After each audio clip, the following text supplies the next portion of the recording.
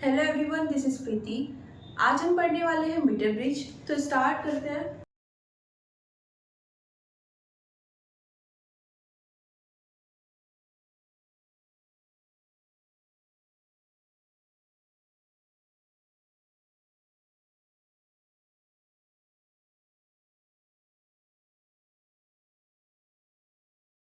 ये होते हैं हमारे पास मीटर ब्रिज। ओके, इस मीटर ब्रिज का हम यूज क्यों करते हैं? देखिए, लास्ट क्लास में हमने पढ़ा था Wheatstone bridge. Okay, Wheatstone bridge में एक कंडीशन आती है जिसे हम बैलेंस स्टेट बोलते हैं। ओके, उसमें हमारे पास जो गैल्वेनोमीटर होता है उस अरेंजमेंट में वहां पर कोई भी करंट फ्लो नहीं हो रही होती है ना। उस स्टेट को या उस पॉइंट को हम क्या बोल देते हैं? Balanced Wheatstone bridge. अब यहाँ पर हम व्हीटस्टोन ब्रिज का यूज करना चाहते हैं।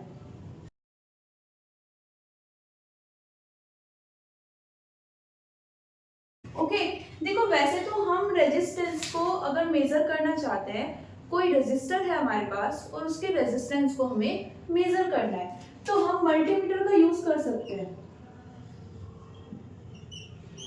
ये एक डिवाइस होती है जिससे हम वोल्टेज, करंट और रेजिस्टर सभी कुछ मेजर कर सकते हैं। ओके, लेकिन अगर हमें एक स्पेसिफिक कंडीशन दे दी जाए कि हमें क्या यूज करना है? व्हीटस्टोन ब्रिज, और इसको यूज करके हमें क्या फाइंड करना है?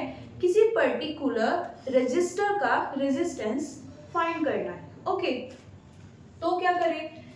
इसे यूज करने के लिए हमारे पास प्रॉपर अरेंजमेंट होना जरूरी है।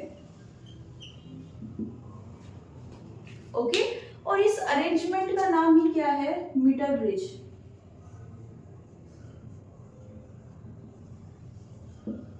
अब इस मीटर ब्रिज में होता क्या क्या है? देखिए, फर्स्ट थिंग, ये मेटेलिक वायर होता है।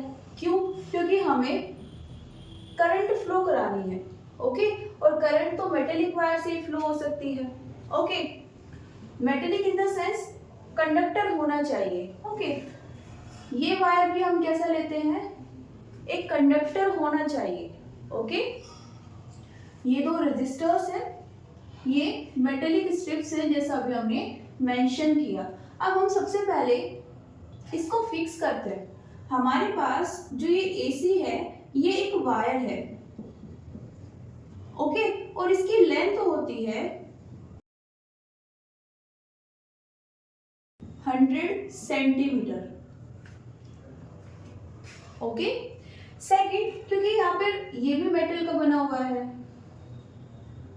कंडक्टर है, ये भी कंडक्टर है, ये भी सब कैसे हैं? कंडक्टर्स है। तो एक चीज हमें जो यहाँ पर याद रखनी है वो क्या है? इन सभी कंडक्टर्स का मटेरियल सेम होना चाहिए या फिर सिमिलर होना चाहिए। सिमिलर से मतलब क्या है? देखो, हम यहाँ पर क्या मेजर करना चाहते हैं? रेजिस्टेंस। ओके, रेजिस्टेंस क्या होता है?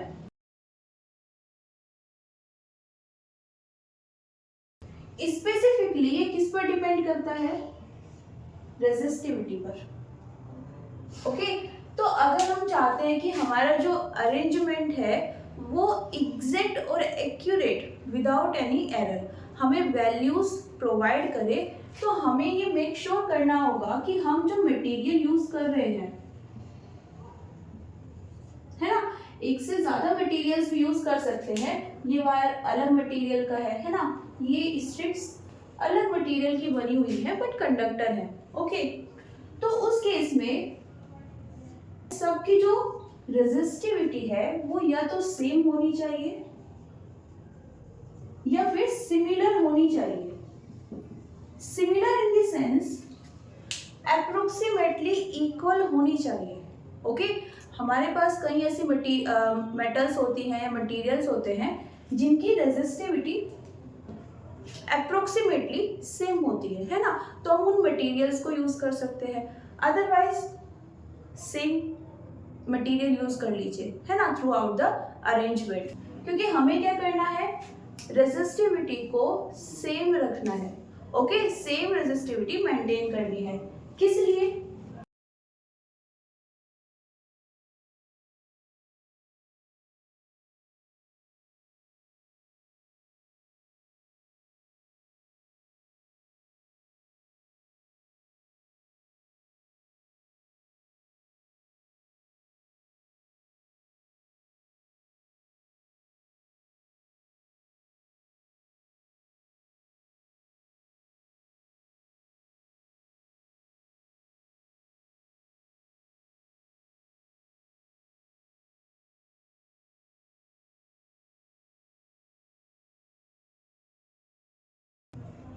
ओके। अगर ये सेम नहीं हुई तो क्या होगा, क्योंकि रेजिस्टिविटी है क्या करती है, ओपोज करती है करंट को, तो डिफरेंट डिफरेंट पार्ट्स में हो सकता है डिफरेंट डिफरेंट करंट फ्लो हो जाए, है ना। उस केस में अगर सेम करंट फ्लो नहीं हो रही है तो क्या होगा, हमें फ्लक्चुएशंस देखने को मिल सकते हैं, है ना। और उस स्टेट में हमारा जो मोटिव है, क्या मोटिव है, हम गैल्वेनोमीटर का यूज कर रहे हैं और हमें एक ऐसी स्टेट चाहिए जिसमें करंट जीरो आ जाए, कहां पर, गैल्वेनोमीटर में, है ना। तो उस स्टेट में हो सकता है हमें ये पॉइंट तो मिल जाए लेकिन एग्जैक्ट ना आए, है ना। हो सकता है कि वहां पर करंट जीरो किसके कारण हुई है, रेजिस्टिविटी की लार्ज वैल्यू के कारण, है ना। तो उस तरह के हमारे पास एरर्स आ सकती है। उस पॉसिबिलिटी को फिनिश करने के लिए हम क्या करते हैं, सिमिलर मटेरियल्स का यूज करने की कोशिश करते हैं। ओके, नेक्स्ट क्या है हमारे पास, इसका जो एरिया होता है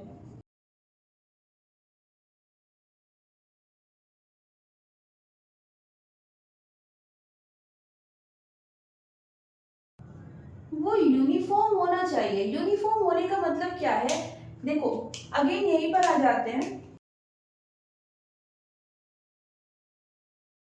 यूनिफॉर्म होने का मतलब है थिकनेस, है ना। अगर हमारे पास एक वायर है और उसका जो एरिया है ना, उसकी थिकनेस है वो कम ज्यादा हो रही है थ्रू आउट द वायर, तो मतलब क्या है, उसका एरिया फिक्स नहीं है ना, सेम नहीं है। जैसे जैसे हम पोजीशन चेंज कर रहे हैं वायर में, वैसे वैसे उसका एरिया चेंज हो रहा है ना।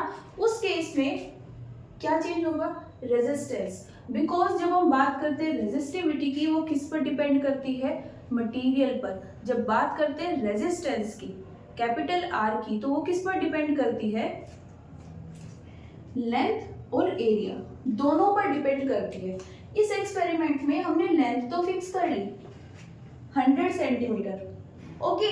साथ में हमें क्या भी फिक्स करना होगा, मेक श्योर करना होगा कि हम वायर यूनिफॉर्म क्रॉस सेक्शन करें और जितना हो सकता है थिन वायर यूज करें, है ना। क्योंकि अगर एरिया इंक्रीज होता है तो रेजिस्टेंस कम हो जाएगा। अगर रेजिस्टेंस कम होगा तो अगेन हमें एग्जैक्ट पोजीशन नहीं मिल पाएगी, है ना। क्योंकि हो सकता है कि रेजिस्टेंस कम होने के कारण करंट पर बहुत ज्यादा कम इफेक्ट हो रहा है रेजिस्टेंस का। उस केस में हमें सभी पोजीशन पर कुछ ना कुछ वैल्यूज मिल रही है। उस सिचुएशन में क्या हो जाता है, जब हमें सभी केसेस में सभी पॉइंट्स पर कुछ ना कुछ वैल्यू मिलती है, फिर हम अप्रोक्सीमेशन लेते हैं, है ना। तो हमें अप्रोक्सीमेशन नहीं लेना है, हमें एग्जैक्ट वैल्यू चाहिए। तो हम क्या करेंगे, थिन वायर लेंगे। एरिया कैसा होना चाहिए, थिन वायर है, स्टिल यूनिफॉर्म होना चाहिए। ओके, तो ये पॉइंट्स भी मेंशन कर लेते हैं यहाँ पर।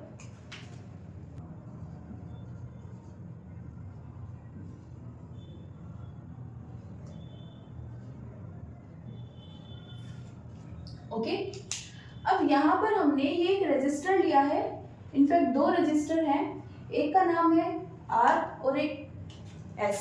ये दोनों हम रिप्रेजेंटेशन यूज कर रहे हैं। ओके, इसको अब अभी आर नोट लिख देते हैं, ओके, जिससे कंफ्यूजन ना क्रिएट हो। अब यहाँ पर आर रेजिस्टेंस जो हमारे पास है वो अननोन है। ये वही रेजिस्टेंस है जिसकी हमें इस अरेंजमेंट के थ्रू वैल्यू फाइंड करनी है।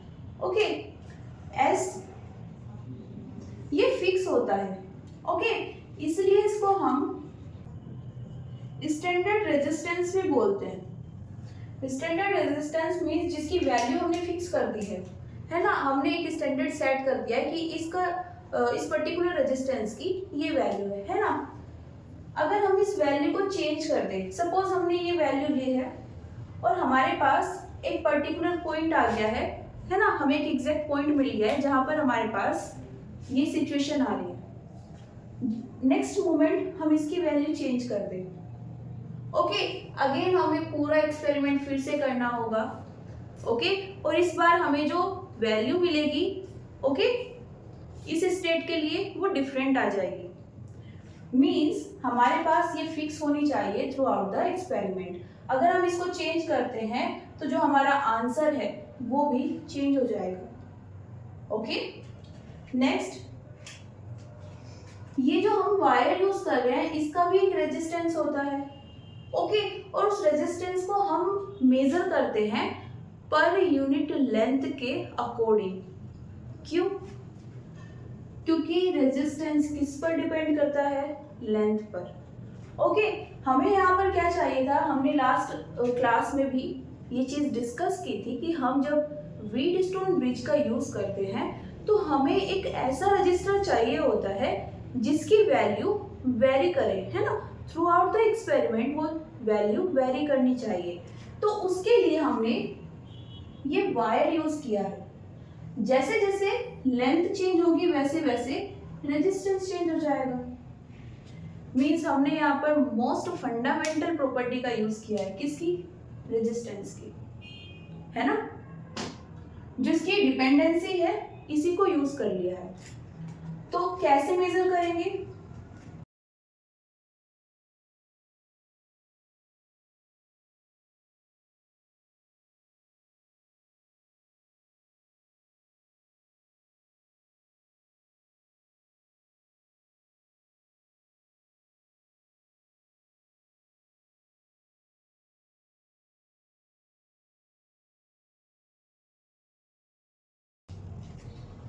ओके, क्या बोला है? हमारे पास ये जो वायर है, एसी वायर, इसका रेजिस्टेंस कितना है?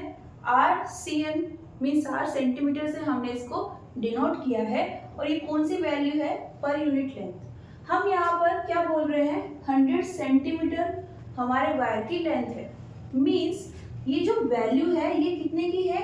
1 सेंटीमीटर वायर की वैल्यू कितनी है? Resistance value R centimetre. Okay, अगर हम बोल दें कि हमारे पास टोटल वायर कितना है?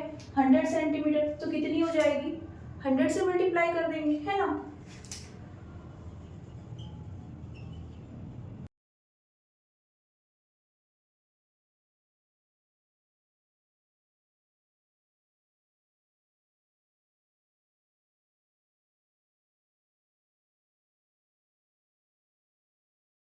कितनी हो जाएगी? 1 सेंटीमीटर की कितनी है? RCM 100 की कितनी हो जाएगी? 100 CM। ये नोटेशन यूज कर रहे हैं, जैसे हमने यहाँ पर नोट यूज किया है, या R1 हम यूज करते हैं, है ना, 1 जैसे यूज करते हैं वैसे ये CM यूज किया है। ओके, यहाँ तक समझ आ गया है? आगे चलते हैं, नोट कर लीजिए। नेक्स्ट हमारे पास क्या है? यहाँ पर एक गैल्वेनोमीटर हम यहाँ पर यूज कर रहे हैं, जिसे रिप्रेजेंट कर रहे हैं हम कैपिटल G से। अब ये गैल्वेनोमीटर क्या करता है?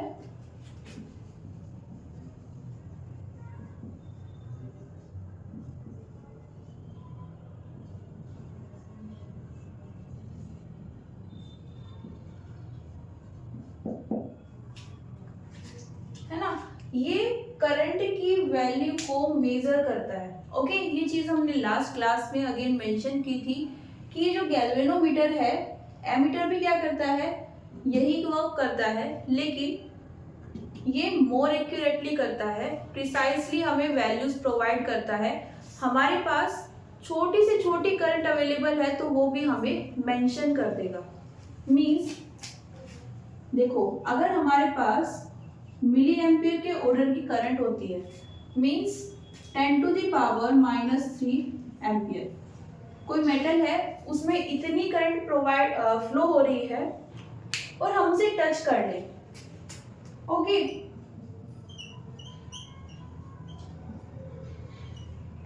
तो हमें पता ही नहीं चलेगा। ओके, इस करंट का इफेक्ट इतना होता है कि हमें पता ही नहीं चलेगा कि हाँ यहाँ पर कोई करंट फ्लो भी हो रही है ना। इससे भी छोटी करंट को ये मेजर कर सकता है। ओके, तो हम यहाँ पर इसको यूज कर रहे हैं, और किस लिए यूज कर रहे हैं? करंट को मेजर करने के लिए। कैसे मेजर करता है ये? इसमें हमारे पास इस तरह का एक स्केल होता है। ओके, ये मिड होगा जहां पर करंट की वैल्यू 0 होगी। ओके, ये पॉजिटिव हो जाएगा +1 +2 और ये नेगेटिव। ओके, एक निडल लगी होती है इसमें। अगर ये निडल स्ट्रेट है, इस पोजीशन में है, तो हम बोलते हैं नो डेविएशन की स्टेट है। नो डेविएशन मतलब थीटा कितना है, 0। और नो डेविएशन किस में आ रहा है, करंट को मेजर करने में, मींस करंट कितनी है, 0। ओके, अगर यहां पर सपोज ये आ जाता है, तो हम इसे बोलते हैं कि हमारे पास डेविएशन आ गया है। ओके, मींस अगर हमारी जो निडल है ये थीटा एंगल पर टिल्ट हो जाए, ओके, या रोटेट होने लगे, तो क्या होगा, हमारे पास डेविएशन आ जाएगा।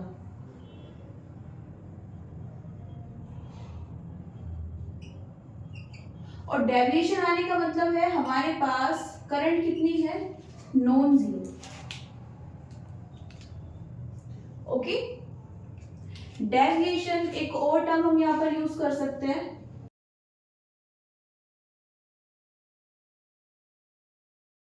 डिफ्लेक्शन।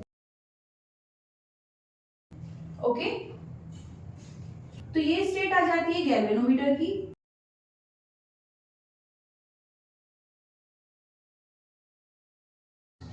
नेक्स्ट हमारे पास होती है यहां पर एक जोकी पेंसिल। ओके, ये नाइफ की तरह शार्प होती है। शार्प मीन्स जैसे हमारे पास नाइफ होता है, फ्रंट साइड से वो नुकीला होता है ना, वैसे ही यहाँ पर ये काफी ज्यादा शार्प होती है, पेंसिल की तरह होगी। ओके, लेकिन फ्रंट साइड से इसके पास एक अच्छी खासी शार्प एज हमें मिल जाती है।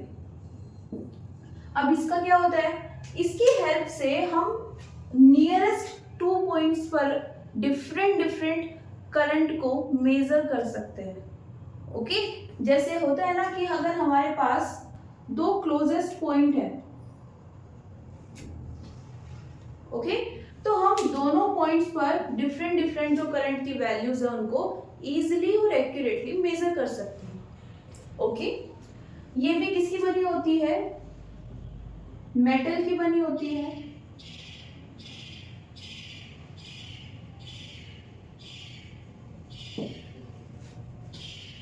ओके, और जब हम इसको यहाँ पर यूज कर रहे होते हैं, क्योंकि देखो ये पूरा अरेंजमेंट है हमारे पास, इस पूरे अरेंजमेंट में करंट फ्लो होगी अगर हम यहाँ पर वोल्टेज सोर्स यूज कर रहे हैं। ओके, तो ये जो जोकी पेंसिल होगी इसमें भी करंट फ्लो हो जाएगी, है ना, क्योंकि मेटल की बनी हुई है। ओके, वैसे तो करंट की वैल्यू हम यहाँ पर बहुत ज्यादा छोटी रखते हैं, मींस अगेन किस ऑर्डर की होती है, 10⁻³ एम्पियर। ओके, हम इस जोकी पेंसिल को अपने हाथ में पकड़ के रखते हैं थ्रू आउट द एक्सपेरिमेंट, है ना, क्योंकि हम खुद टच करा रहे होते हैं, जैसे ये मार्कर होता है वैसे ही हम इसको कैरी करते हैं। तो क्योंकि करंट काफी ज्यादा कम है, हमें फील नहीं होता है ना, लेकिन फिर भी सेफ्टी के पर्पज से हम यहां पर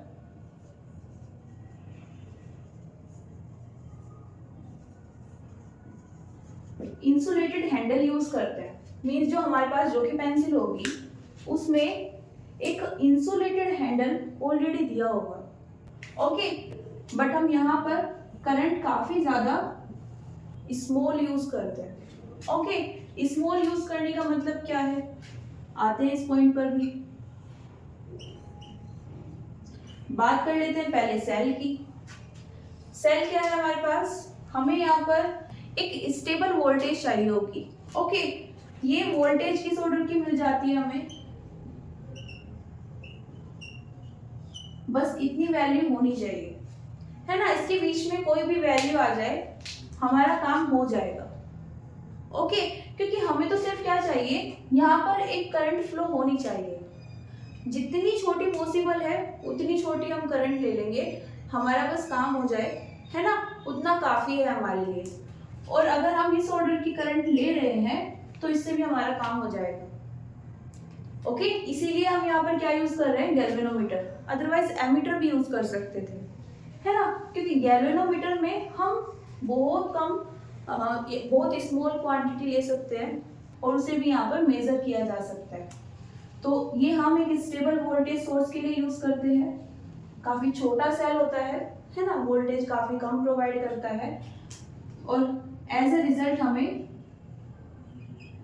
स्मॉल करंट मिलती है। अगर ज्यादा करंट वहां पर फ्लो होती है ना, लार्ज अमाउंट में करंट फ्लो होती है, तो एक तो वहां पर सेफ्टी इशू अगेन बढ़ जाता है, बिकॉज अभी मैंने मेंशन किया कि हम जो कि पेंसिल को अपने हाथों में कैरी करते हैं, है ना, तो अगर करंट की वैल्यू इंक्रीज हुई, ऑल्दो हम हैंडल यूज कर रहे हैं, बट फिर भी एक सेफ्टी इशू रहता ही है ना। हम ये नहीं बोल सकते कि नहीं कुछ नहीं होगा, है ना। तो उस सिचुएशन में सेकंड क्या होता है, वहां पर हीट लॉस हो जाता है। अगर हम ज़्यादा करंट यूज़ कर रहे हैं, मीन्स लार्ज क्वांटिटी में यूज़ कर रहे हैं, देन एक पॉसिबिलिटी है कि वहाँ पर हीट लॉस होगा, बिकॉज हम मेटल्स यूज़ कर रहे हैं, है ना। मेटल्स में ज़्यादा हीट फ्लो होगी, टेम्परेचर चेंज हो सकता है, और टेम्परेचर चेंज होगा तो लॉस तो डेफिनेटली होगा ही। हो सकता है कि हमारे एक्सपेरिमेंट की वैल्यूज़ पर भी वहाँ पर इफेक्ट पड़ जाए, है ना, क्योंकि हम ये पढ़ चुके हैं कि अगर हम स्पेसिफिकली मेटल्स की बात करें, टेम्परेचर इंक्रीज होने से रेजिस्टिविटी भी इंक्रीज हो जाती है, सेम नहीं रहेगी, इंक्रीज हो जाएगी। उस केस में आर भी इंक्रीज हो जाएगा, है ना। तो हमने सिर्फ क्या किया है, पूरा अरेंजमेंट सही है, एक्यूरेट है, लेकिन लार्ज अमाउंट हमने ले ली है किसकी, करंट की। क्या मिलेगा हमें, एरर मिल जाएगी, या बोल सकते हैं एग्जैक्ट वैल्यू नहीं मिल पाएगी। ओके, नेक्स्ट हम यहां पर यूज करते हैं एक की।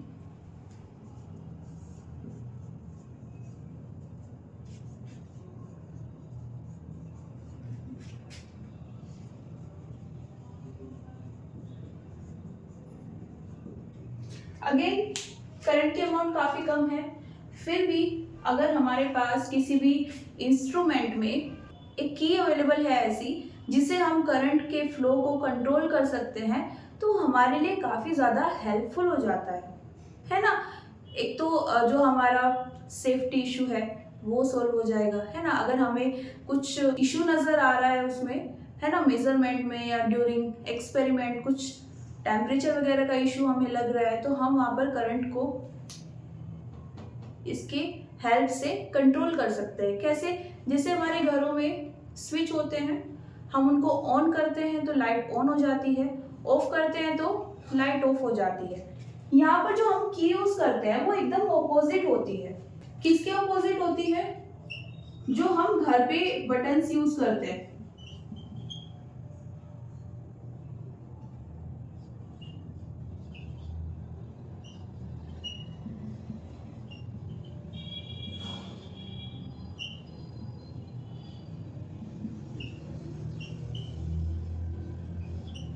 हम यहाँ पर बोलते हैं कि स्विच को ऑन कर दो, इससे क्या होगा, लाइट ऑन हो जाएगी। हम बोलते हैं ऑफ कर दो, इससे क्या होगा, लाइट ऑफ हो जाएगी, है ना। जब बात इसकी आती है तो हम इसे ये तो ओपन करते हैं या फिर क्लोज करते हैं। ओके, क्लोज करने का क्या मतलब है, सपोज ये हमारे पास कंडीशन है, इसको हम बोलते हैं ओपन। मींस हमारा जो सर्किट है वो क्लोज नहीं हुआ है अभी, है ना। यहां से बीच में कुछ स्पेस है, मींस करंट नहीं फ्लो होगी, मींस करंट नहीं फ्लो होगी। ओके, अगर हम यहाँ पर कोई बल्ब यूज कर ले और की यूज कर रहे हैं तो इस कंडीशन में वो बल्ब नहीं जल पाएगा। ओके, सेकंड, अगर हम इसको यहाँ पर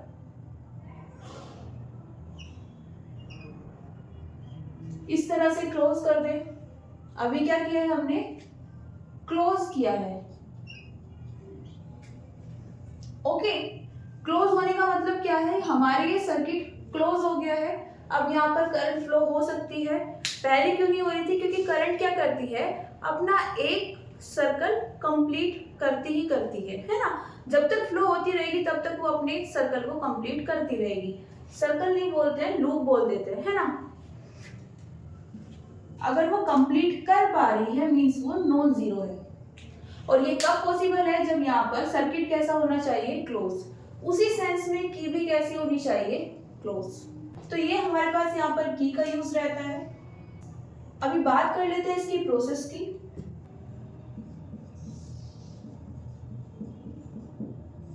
प्रोसेस में क्या होने वाला है, हमने की को क्लोज कर दिया है, सेल यहाँ पर अप्लाई हो चुका है, कनेक्ट कर दिया है। ओके, अब इस ये पूरा अरेंजमेंट रेडी है। जैसे ही यहाँ पर की क्लोज होती है एक करंट फ्लो होना स्टार्ट हो जाएगी। ओके, हम क्या करते हैं, इस जो कि पेंसिल को मूव कराते हैं इस वायर पर। ओके, डिफरेंट डिफरेंट पॉइंट्स पर करंट की वैल्यू चेक करते हैं, किसमें, गैल्वेनोमीटर में, है ना। इस पॉइंट पर यहाँ पर कितनी होगी, यहाँ पर कितनी होगी, है ना। डिफरेंट डिफरेंट वहां पर हमें वैल्यूज मिलती रहती है। ओके, एक सिचुएशन ऐसी आती है, यहाँ हम बोल सकते हैं कि एक पॉइंट ऐसा आएगा, मान लेते हैं पॉइंट डी है यहां पर। ओके,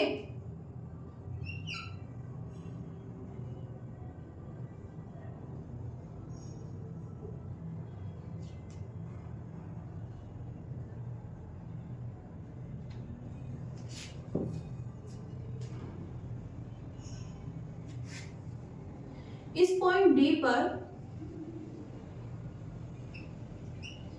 आई जी कितनी हो गई है, 0। मीन्स हमारे पास जो व्हीटस्टोन ब्रिज की बैलेंस स्टेट थी, अब हम उसको यहाँ पर यूज कर सकते हैं।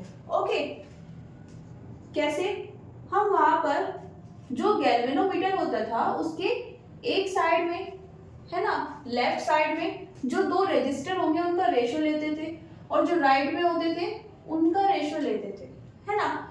इसका रेजिस्टेंस R डिवाइडेड बाय, मान लेते हैं कितनी लेंथ है, L, 100 सेंटीमीटर का था ना ये, तो ये कितनी रह जाएगी, 100 माइनस L। L सेंटीमीटर लिया है हमने। ओके, L सेंटीमीटर डिस्टेंस पर ये D पॉइंट है, वहां पर हमें क्या मिल रही है, ये सिचुएशन मिल रही है। ओके, तो क्या करेंगे हम, फर्स्ट वाले केस में जब हम लेफ्ट साइड का ले रहे हैं तो इसको डिवाइड करेंगे इसकी रेजिस्टेंस से, इस वायर का ये वाला पोर्शन।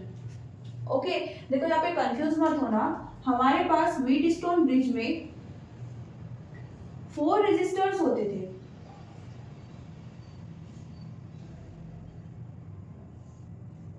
यहां पर हमने इसको R ले लिया है, इसको S ले लिया है, बीच में गैल्वेनोमीटर है। अब इस पोर्शन को हम क्या बोल रहे हैं, AD पोर्शन। मींस ये वाला पोर्शन किसका काम कर रहा है, इस वाले रेजिस्टेंस का, और जो ये रिमेनिंग वाला पोर्शन है वो इसका काम कर रहा है। ओके, तो इस वाले पोर्शन का रेजिस्टेंस कितना है, हमने बोला था 1 सेंटीमीटर का कितना होता है, RCM। L सेंटीमीटर का कितना हो जाएगा, L की मल्टीप्लाई कर देंगे, किसके इक्वल है ये, इस साइड आ जाते हैं, इस रेजिस्टेंस का, इस रेजिस्टर का रेजिस्टेंस S किससे डिवाइड करेंगे, वायर के इस वाले पोर्शन का जितना भी रेजिस्टेंस है ना, उससे डिवाइड करेंगे। अगेन यूनिट लेंथ का रेजिस्टेंस कितना है हमारे पास, RCM। लेंथ कितनी है, 100 माइनस L। ओके, कुछ कैंसिल हो सकता है दोनों साइड से। ये कौन सी स्टेट लिखी है हमने,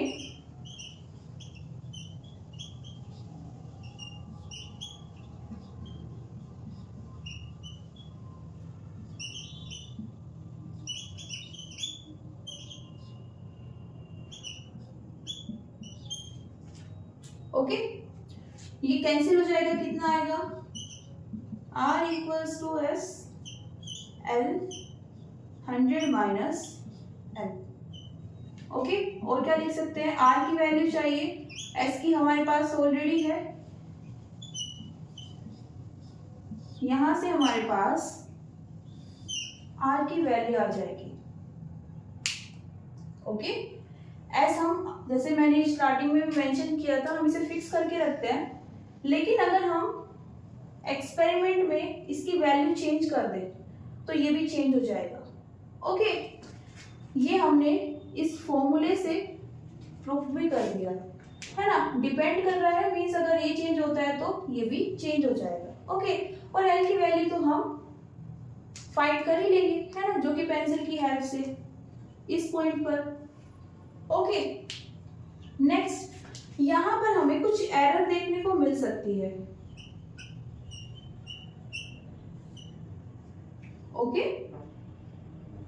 अब ये एरर कैसे आ सकती है, देखो, एक तो हमारे पास सिचुएशन पॉसिबल है कि हमने इस अरेंजमेंट को यूज करते हुए, है ना, या कनेक्ट करते हुए कुछ ना कुछ हमने मेजरमेंट में मिस्टेक कर दी है। इससे अलग और क्या हो सकता है, फर्स्ट तो हो जाता है हमारा मेजरमेंट इश्यू। ओके, दूसरा टेम्परेचर,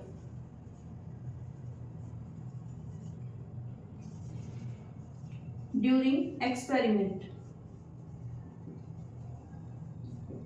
अगर हमारा जो एक्सपेरिमेंट जब चल रहा होता है उस टाइम टेम्परेचर चेंज हो जाए, है ना, अगर हमारे एटमॉस्फेयर का टेम्परेचर चेंज हो गया तब भी इंस्ट्रूमेंट्स में जो हमने मेटल्स यूज की है उनका टेम्परेचर चेंज हो जाएगा, है ना, या फिर हमारे एपरेटस में ही कुछ इशू क्रिएट हो गया है, उस सिचुएशन में भी हमारे पास जो टेम्परेचर है वो इंक्रीज हो सकता है ना। तो अगर ऐसी कोई स्टेट आती है तो उसका रिजल्ट क्या रहने वाला है, एरर। ओके, एक थर्ड केस जो हम ऑलरेडी मेंशन कर चुके हैं,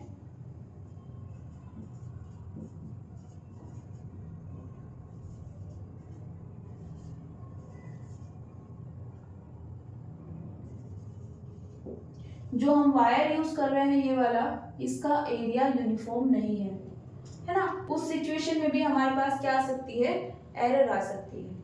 ओके, इन एरर्स में से ये वाली जो एरर है इसको रिजोल्व किया जा सकता है। कैसे, अगर हम कुछ ऐसा अरेंजमेंट कर दें कि हमारे पास एस की एक ऐसी वैल्यू है जिसके कारण हमारे पास ये जो पॉइंट आता है वो कहां पर आए, मिड में आए। क्या मतलब है कहने का, सपोज मैंने एस की एक वैल्यू ली है 30 ओम, ओके, और मैं ये मेक श्योर कर रही हूं कि ये वो वैल्यू है जिस पर मुझे जो बैलेंस पॉइंट मिलेगा वो कितनी डिस्टेंस पर मिल जाएगा, 50 सेंटीमीटर, मतलब जो मैं वायर यूज कर रही हूं उसका मिड पॉइंट। ओके, मीन्स मैं चाहती हूं कि मेरा बैलेंस पॉइंट कहां पर आए, वायर के मिड पॉइंट पर, उसके अकॉर्डिंग मैंने एस की वैल्यू फिक्स की है। इसका रिजल्ट क्या होगा, मेरे पास जो एरर आ रही थी किसके कारण, एसी वायर के रेजिस्टेंस के कारण, है ना। अब अगर देखो एसी रेजिस्टेंस में यहां पर आर किस पर डिपेंड कर रहा था, एरिया पर, क्योंकि मैंने मिड पॉइंट यूज किया है तो सिमेट्री के कारण इस साइड और इस साइड के जो इश्यूज है वो एक दूसरे से कैंसिल आउट हो जाएंगे, है ना, ये वाले एक दूसरे को कैंसिल आउट कर देंगे और मेरी जो एरर है वो रिजोल्व हो जाएगी।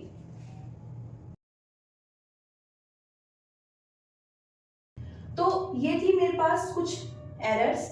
अब यहाँ पर एक क्वेश्चन रेज हो सकता है कि हम यहाँ पर ये मेटेलिक स्ट्रिप्स क्यों यूज कर रहे हैं। ओके, क्योंकि यहाँ पर जैसे अभी हमने ड्रॉ भी किया है, यहाँ पर वायर्स कैसे थे, डायरेक्टली कनेक्ट थे, है ना। तो यहाँ पर क्यों नहीं किया, इस पॉइंट को इससे डायरेक्टली भी तो कनेक्ट किया जा सकता था ना, क्यों नहीं किया है। ये लास्ट पॉइंट है, इसको भी जान लेते हैं। देखिए यहाँ पर क्या होता है, जब हम दो वायर्स को कनेक्ट करते हैं, है ना, तो कनेक्टिंग पॉइंट पर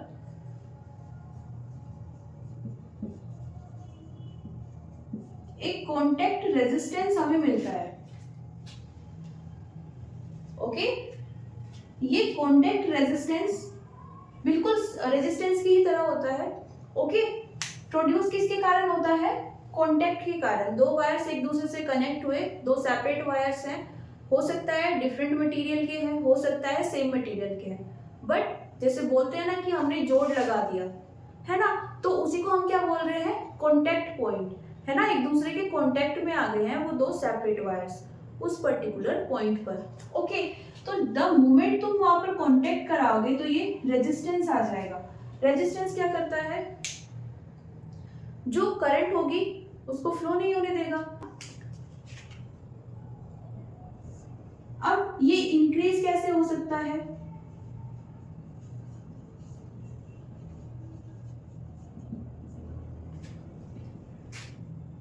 अगर ये लूजली कनेक्ट है। घरों में जब हम वायर्स को कनेक्ट करते हैं, है ना, कुछ सिचुएशन ऐसी हो जाती है या इमरजेंसी में दो वायर्स को हम जब कनेक्ट करते हैं और बाई चांस अगर वहां पर शॉर्ट सर्किट हो गया, है ना, तो अगर हम पूछ ले कि शॉर्ट सर्किट क्यों हुआ है, तो रिप्लाई आता है कि वायर्स अच्छे से कनेक्ट नहीं थे या वायर्स अच्छे से जुड़े हुए नहीं थे, इसलिए वहां पर शॉर्ट सर्किट हो गया। हुआ क्या वहां पर, जब आपने दो वायर्स को कनेक्ट किया, वहां पर क्या आया, एक कॉन्टेक्ट रेजिस्टेंस। ओके, ये डेफिनेटली आएगा ही आएगा। मैटर क्या करता है, वैल्यू ज्यादा है या फिर कम है। अगर ये यहाँ पर लूजली बाउंड है ना, हल्के से टच हो रहे हैं, है ना, या अच्छे से टाइट नहीं हुए हैं, तो अभी क्या होगा, रेजिस्टेंस बढ़ जाएगा, करंट को फ्लो होने का पाथ नहीं मिल पाएगा। फ्लो तो उसे होना है बिकॉज वोल्टेज पीछे से अप्लाई हो रही है ना, तो क्या होगा, वहां पर फिर शॉर्ट सर्किट होता है। तो अगर ये लूजली कनेक्ट है तो यहां पर ये रेजिस्टेंस इंक्रीज हो जाएगा। ओके, अब इस प्रॉब्लम को रिजोल्व करने के लिए क्या करेंगे, हम वहां पर जो कॉन्टेक्ट एरिया होगा उसे ठीक कर देंगे।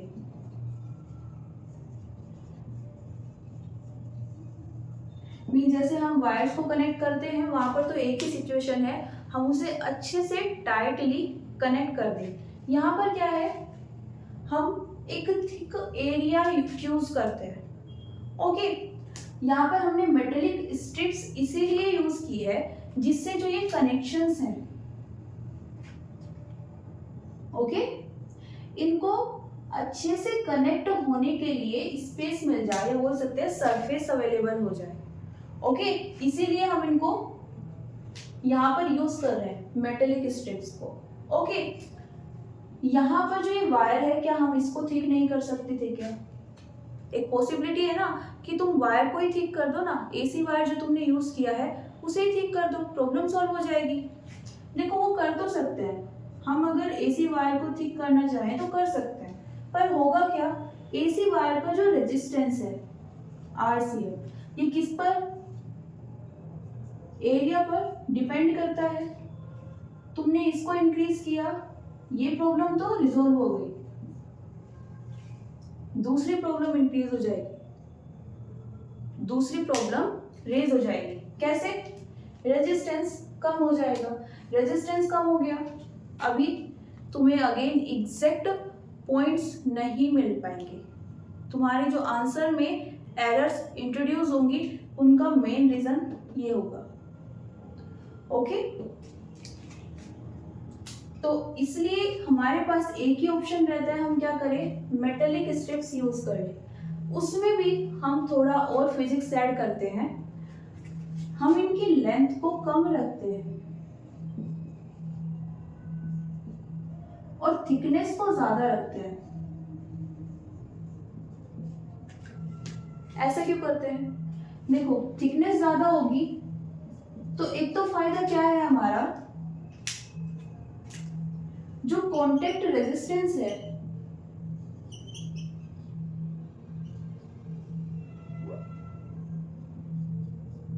वो डिक्रीज हो जाएगा। दूसरा क्या है, क्योंकि देखो ये है तो मेटल की बनी हुई ना, तो रेजिस्टिविटी होगी, अपना इनका खुद का रेजिस्टेंस होगा, उसे हमने क्या करना है, रेजिस्टिविटी को तो हम कम नहीं कर सकते, आर को तो कंट्रोल कर सकते हैं ना। कैसे? थिकनेस को इंक्रीज कर देते हैं, ये रेजिस्टेंस डिक्रीज हो जाएगा। कितना डिक्रीज हो जाएगा?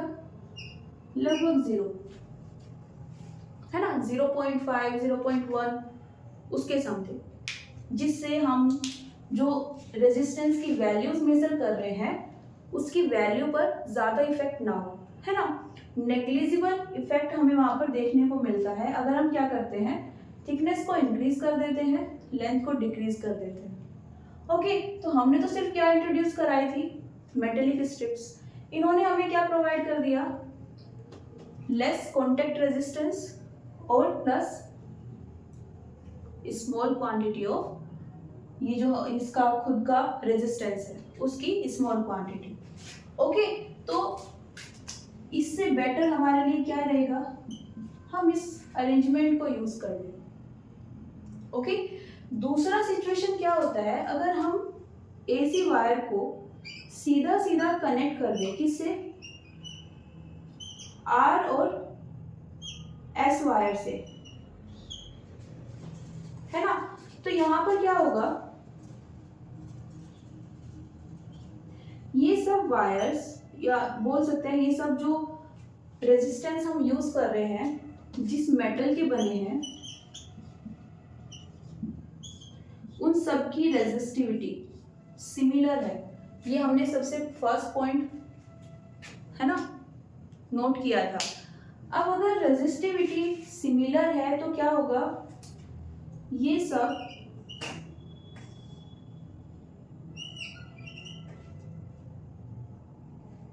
एक सिंगल रेजिस्टेंस की तरह वर्क कर सकते हैं।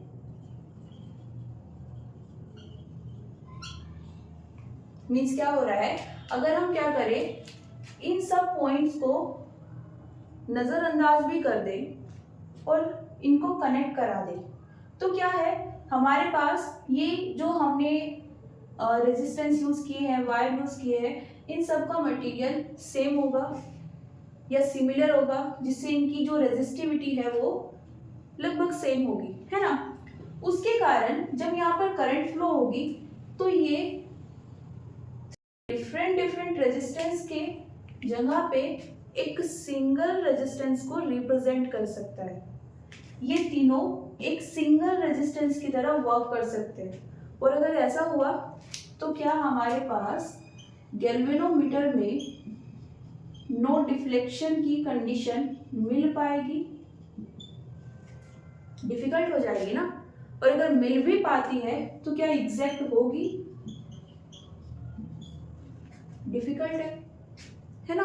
तो ये कुछ पॉइंट्स हैं जो हम इस मीटर ब्रिज को डिजाइन करते हुए याद रखते हैं, अदरवाइज हमारे पास जो वैल्यूज आएगी उनमें काफी ज्यादा एरर आएगी। ओके, तो ये था हमारा आज का टॉपिक। तो आज के लिए इतना ही। इस चैप्टर के सभी जो थ्योरेटिकल पॉइंट्स थे, थ्योरेटिकल टॉपिक्स थे, वो सब कंप्लीट हो गए हैं। नेक्स्ट 2 वीडियोस में हम न्यूमेरिकल्स करने वाले हैं। ओके, तो आप इसको रिवाइज कर लीजिए। ओके, साथ में अपने शॉर्ट नोट भी रेडी कर लीजिए। ओके, मिलते हैं नेक्स्ट वीडियो में। Thank you everyone, see you soon.